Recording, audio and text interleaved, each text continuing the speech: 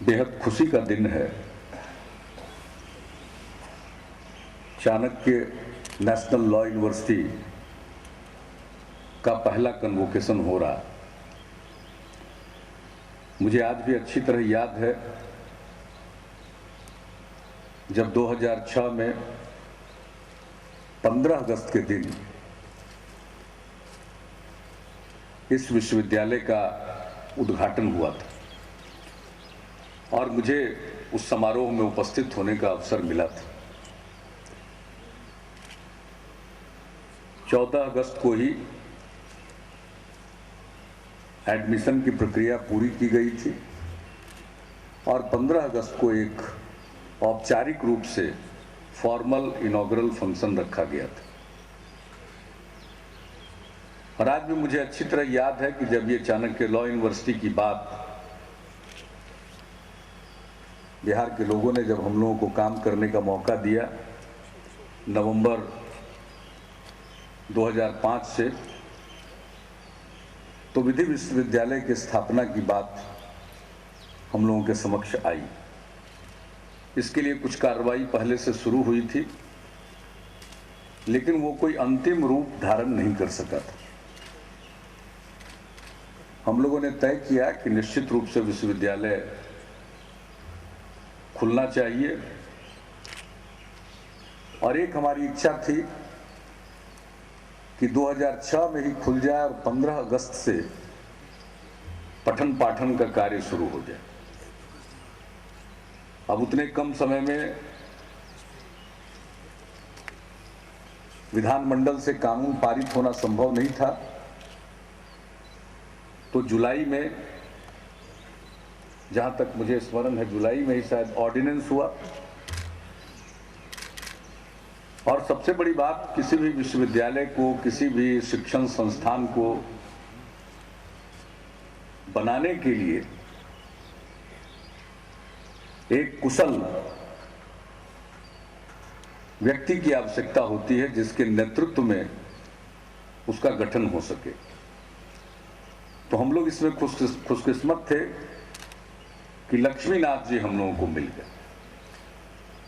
और इनके मिलने से ही ये बात आगे बढ़ी और अंततोगत्वा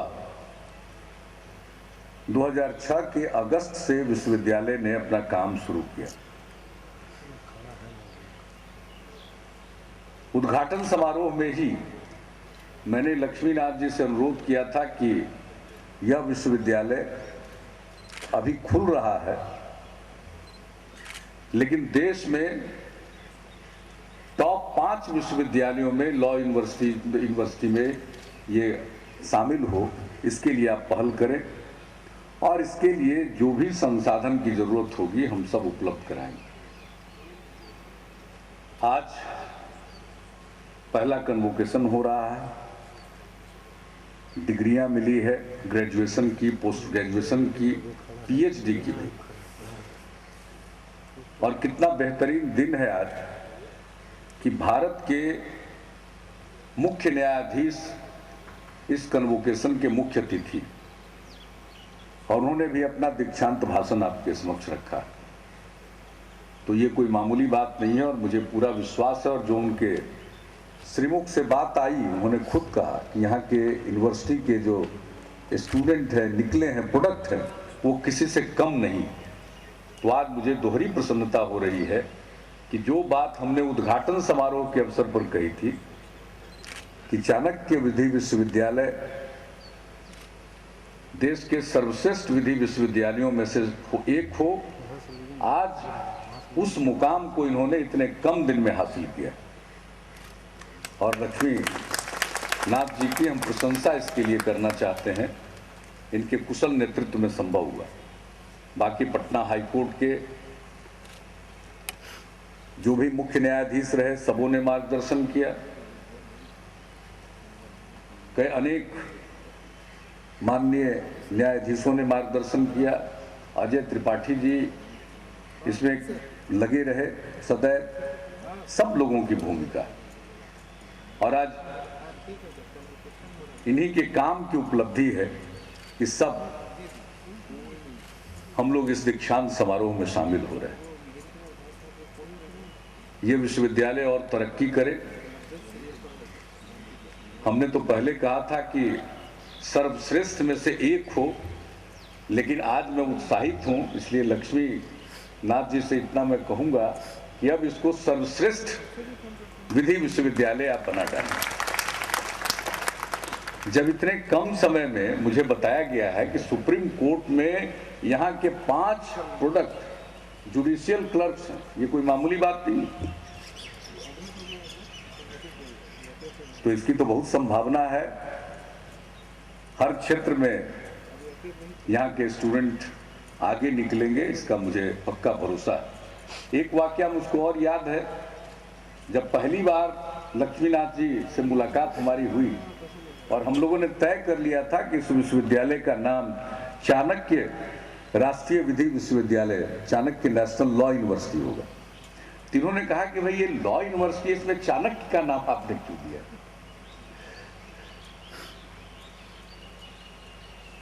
तो हमने इनको कहा कि चाणक्य का नाम तो स्वाभाविक है, पाटलिपुत्र में बन रहा है, चाणक्य का नाम तो होना चाहिए। और दूसरी बात है कि जो शासन किस तरह से चलना चाहिए और जो शासन चलाने के लिए जो रूल ऑफ एग्जीक्यूटिव बिजनेस आज हम जिसको कहते हैं, वो तो चाणक्य अपने समय ही लिख कर चले गए। और पहली बार किस तरह से शासन का और राज्य का कार्य होना चाहिए, उन सब चीजों के बारे में उन्होंने लिख दिया। इसलिए हमने कहा कि चाणक्य नेशनल लॉ यूनिवर्सिटी इसका नाम। और आज मुझे खुशी है कि इतनी जल्दी चाणक्य नाम से जुड़ा हुआ है, तो इसको तो टॉप पर आना ही चाहिए। और चाणक्य लॉ यूनिवर्सिटी के साथ साथ हम लोगों ने चंद्रगुप्त इंस्टीट्यूट ऑफ मैनेजमेंट भी स्थापित किया। उसके बारे में लोगों ने पूछा कि भाई चंद्रगुप्त और मैनेजमेंट का क्या मतलब? मैंने कहा कि कोई मामूली हस्ती चंद्रगुप्त थे, खुद तो एक सम्राट थे ही, ऐसी हस्ती थी कि जिनको चाणक्य ने ढूंढा और उनके हाथ में सत्ता सौंपी नंद वंश को हटाकर। और चंद्रगुप्त की क्या खासियत थी कि चाणक्य जैसे महाविद्वान को भी कभी दुखी नहीं होने दिया। ये कोई मामूली बात नहीं, तो वरना विद्वान लोग तो तुरंत दुखी होने लगते। तो कोई साधारण हस्ती चंद्रगुप्त नहीं थे, तो इसलिए हमने कहा कि इंस्टीट्यूट ऑफ मैनेजमेंट का नामकरण चंद्रगुप्त के नाम पर ही होना चाहिए। तो यहाँ दोनों है, लेकिन लॉ यूनिवर्सिटी को आपने इतना बढ़ाया और भारत के प्रधान न्यायाधीश को आप बुलाने में कामयाब हो गए। अनेक न्यायाधीश, न्यायमूर्तिगण आपके कार्यक्रम में शिरकत कर चुके हैं। मुझे पूरा विश्वास है और मैंने शाही जी को कहा है कि इस पूरे विश्वविद्यालय में अब एक ही काम बच गया है ऑडिटोरियम का, इसके लिए भी कृपा करके आप जल्दी से जल्दी आप धन आवंटित कर दीजिए, ताकि ये खुले में क्यों उसी ऑडिटोरियम में आगे के कार्यक्रम हों। और ये शुरू हुआ एन सिन्हा इंस्टीट्यूट के कैंपस से, और हमने कहा था इनसे कि भाई 2 साल के अंदर आप अपने कैंपस में जाने की कोशिश कीजिए।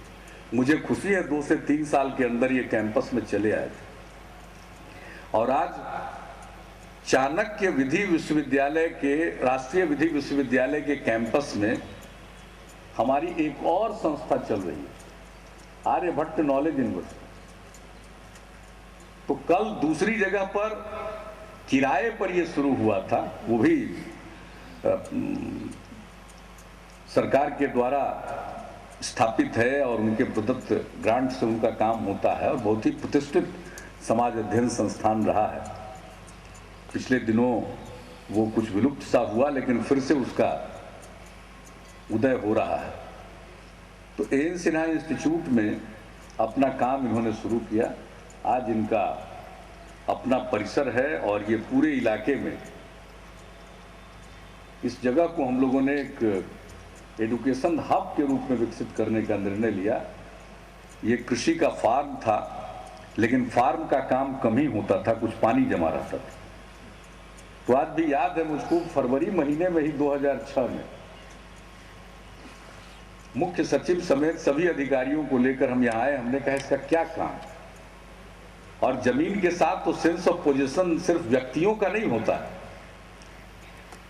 सरकारी विभागों का भी हो जाता है। तो कृषि विभाग को लगता था कि हमारी जमीन है, मेरे पास रहे।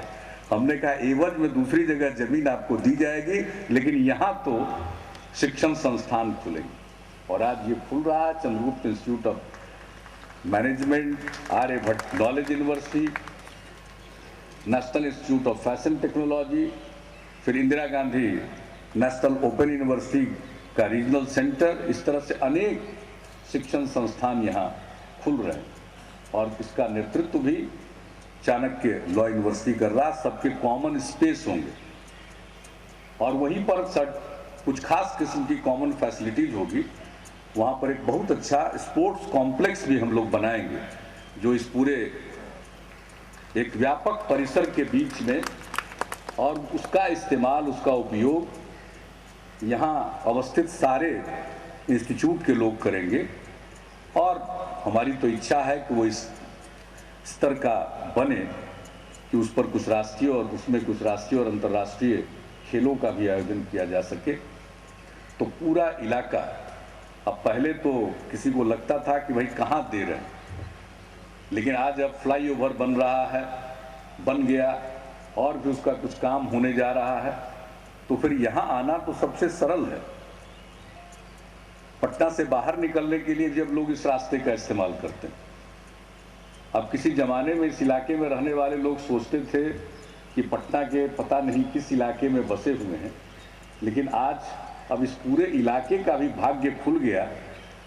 और अभी आ रहे थे, शाही जी चर्चा कर रहे थे, तो हमने कहा कि देखिए, पहले कोई इस इलाके की जमीन पर ध्यान भी नहीं देता था, और आज जिनकी जमीनें हैं पता नहीं कितने करोड़पति और अरबपति बन गए होंगे।